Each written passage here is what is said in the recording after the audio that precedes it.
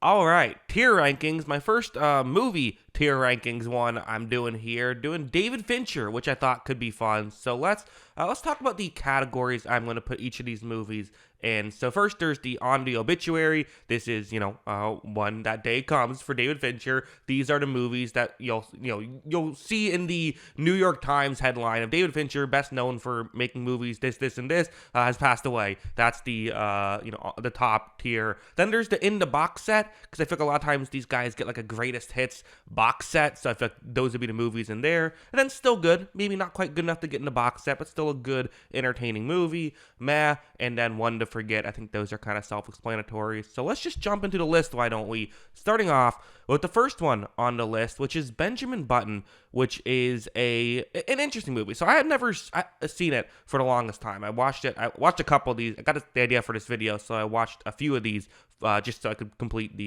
having seen all of his movies. This is one of them, which I had never seen, and I gotta say, I think gets a bad rap. I think it kind of became a meme. I feel like at this point it's best known for the Benjamin Button disease, like jokes that come about it.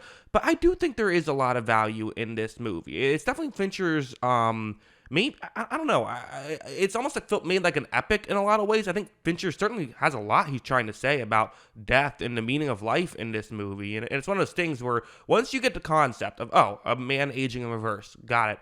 Where do you go from that? And kind of where they do go from it is interesting. That being said, it's a flawed movie. I'm not going to sit here and say Benjamin Button, I think, is a masterpiece. I think there are some issues with this movie, but I enjoy it. I enjoyed it maybe more than I thought I would, because once I saw the runtime of nearly 3 hours, I'm like, maybe I don't need to make this video. But no, I was glad I did. I think I'm going to put it into still good tier. There's good stuff in this movie. There really is. So next is Gone Girl, another movie that I really enjoy. In fact, I don't know, maybe this is probably too hot of a take, but is this like his most interesting story, like the plot, I should say, that he's he's made a film about? Maybe. It's really fun. I love the way that the events unfold and kind of the way the couple interact. Two of the more interesting characters that he's filmed. Now, I think some people find the characters to be unlikable, but that's part of the movie. They're not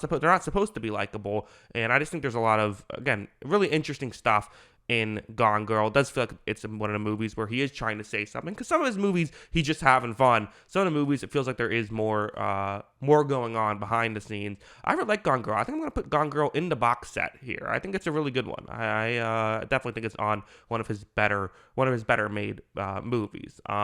Panic Room again. This is one of the more fun ones, right? This is just an entertaining, I forget how long it is, but entertaining 90 minutes or 2 hours, however long it is.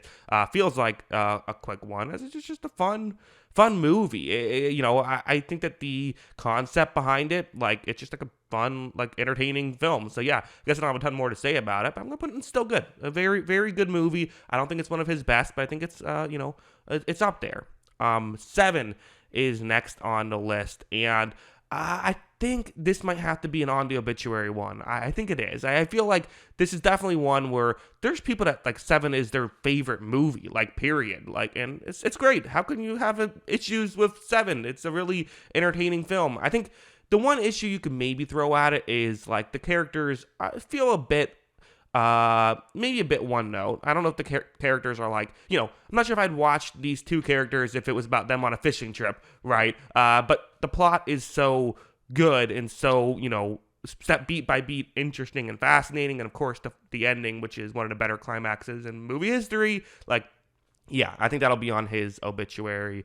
Fight Club, I think I got to go back to the on the obituary. I really do. I think Fight Club is fantastic. I think it gets a bad rap. Here's why it gets a bad rap sometimes. It has nothing to do with the movie itself. It's just people that watch the movie and don't get the movie and love the movie, which tend to be a certain, film bro-y type guy. I think that that hurts the film in general. I think it's great, and what it's kind of the satire it's going for, I think it completely hits on, and it is something where I think, as a man myself watching this movie who, grew up playing sports in these very hyper masculine situations, I do think that there's something about Brad Pitt's character that's just like so, like, as much as like, he's, in many ways an allegory for like Hitler and for like fascist leaders. At the same time, there's something so likable about it. Like fascism has never looked more fun than when watching Fight Club. There is that like infectious thing with Brad Pitt. So it's like your head knows like, okay, he's awful, but like, you're kind of still interested in him and attracted to what he's doing in a weird sort of way, which I don't know if I've ever seen a movie really capture that. And it's just funny. Just a really entertaining movie. I think it, again, unfortunately gets a bad rap because there's the people that, maybe see the Brad Pitt character and say, yeah, he's great. What a fun character to watch the whole movie and don't think anything further. But again, I don't know if that's the movie's fault. Maybe it is a little. I don't know. But I think it's one of his best. The game is another, and going through this list also I should mention, like, I think one thing that's surprising about Fincher, and not really surprising, but just, it's crazy with Fincher how little misses he has, right? Like all these ones, I think there's value in all these movies, and we'll get into some of them later on, but the game is this is one where I think you could definitely make the argument with the characters as well of like, are you watching these characters if they go on a boating trip? No, again, probably not watching a lot of movies, even with great characters if they're going on a boating trip, but still, I think it's fair to say these are, maybe some more of the stiffer characters, and it also, the idea behind the game itself, like you do kind of have to suspend disbelief. It's like, yeah, obviously, some of these things would not happen some of these plot points would not really happen in real life, but there's still, again, a lot of fun to be had in the game. I think it's entertaining, and there is, again, there is deeper meaning. There is things that it's saying, so it goes into still good category for me.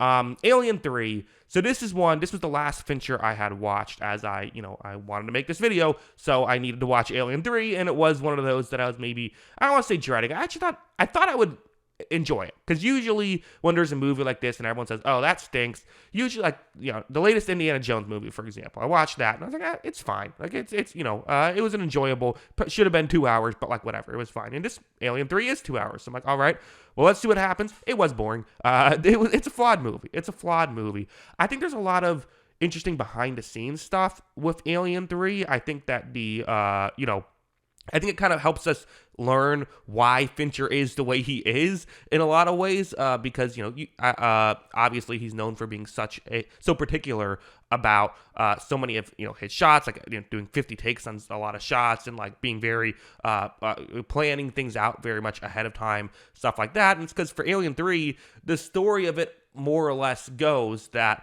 I'm probably getting some of the details wrong, but a lot of the story of Alien 3 is they wanted to make a movie about like a wooden planet. That was the idea. I don't know, Hollywood was weird back then, where they're just like, hey, I have an idea for a movie about a wooden planet. All right, go for it. Start building the set. They had a set. They scrapped the project, and they were like, well, this is, we have the set built. What if we make another Alien movie using this set?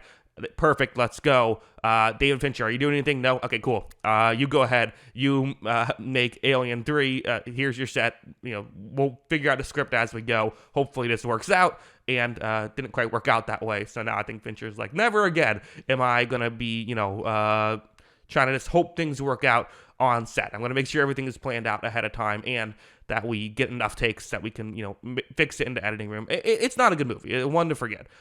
This shaved head thing with, Ripley, that was cool.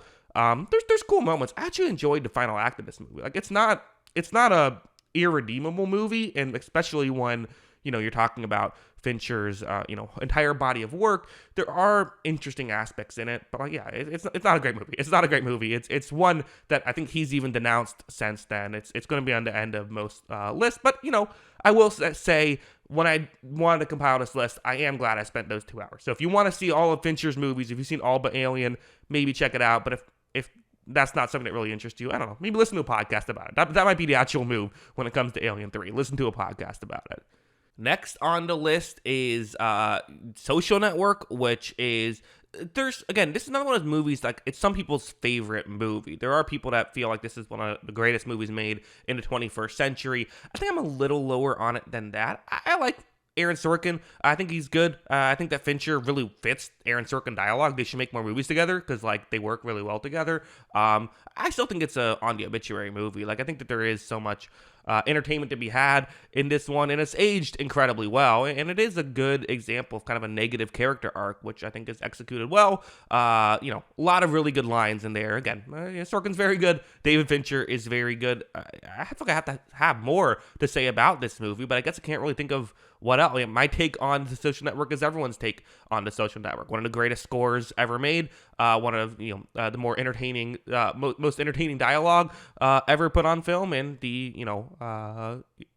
direction was very good. The direction was, obviously some of Fincher's best. So feels like a kind of a lock for the on the obituary one there. Zodiac is one where you could definitely throw it on the obituary as well. I think I'm going to go in the box set, but I know some people will be upset about that. Some people will say, no, Zodiac is his best movie. I get it. Zodiac's great. Zodiac's fantastic. Big fan of Zodiac as well. And again, kind of what it talking about things like obsession and the fact that obviously not knowing who the killer is and all of that stuff and what that means is interesting, and it is a very entertaining film as well, and there's a lot of life in the movie as well. It feels like there's a lot of very lively compared to maybe some of his other movies. So very good movie. Belongs in the box set, but perhaps not on the obituary. But maybe, I don't know, maybe he gets 4 movies on his obituary because he has 4 really good ones. But that's how I view that. Next up is The Killer, which I made a video on this one. It's his most recent movie. I wasn't crazy about. It's going to go in meh for me. I don't really think I fully get what it was going for, to be honest. It's another movie where people love this movie. There's people that really enjoy The Killer and thought it was one of the better movies of last year.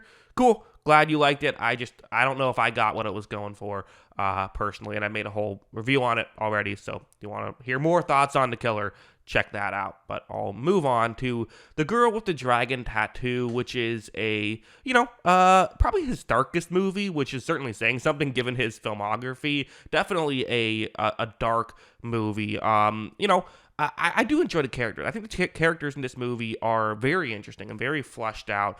I remember it's been a minute since I've watched this one, but I remember being disappointed that he never made more of these, and it feels like basically a lot of people that were involved in making it just aren't that interested in coming back, which is why it didn't happen. But obviously there were multiple books written in the storyline. This was the first one. It's good. It's a good movie. I'm gonna put in still good. I don't think it's quite in the box set, but yeah, very, very good. The Girl with the Dragon Tattoo. Finally, Mank, which is another one where there's a lot of different opinions on, right?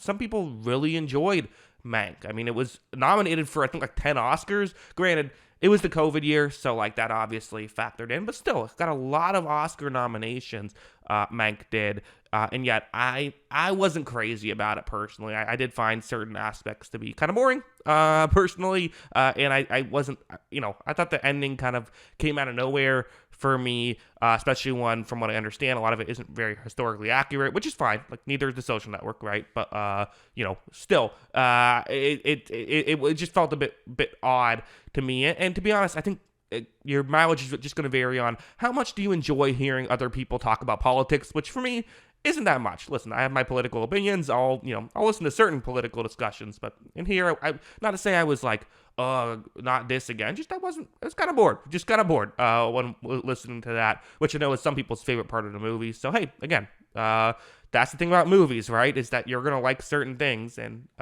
people like hearing certain topics to be brought up, and if you're someone who likes that, you'll probably like this movie. For me, it's a meh. There's quality traits in this movie, but I don't think it's his best work in my opinion. So yeah, to reiterate, the top 3 here on the obituary: Seven, Fight Club, and Social Network. In the box set is Gone Girl and Zodiac. Still good: Benjamin Button, Panic Room, The Game, and The Girl with the Dragon Tattoo. You could maybe talk me into Panic Room in the box set now that I think about it. So, sure, why not? It's fun enough, unless it'll even out the chart a little bit. So I'll bump Panic Room up to in the box set. Why not? The Killer, and Mank. And one to forget, is Alien 3. I could have put more into One to Forget. It just means like it is one to forget was what the category means. But yeah, that is my Fincher tier list. Let me know in the comments below, what do you think of all of this? Always love hearing from you. And of course, as always, thanks for watching.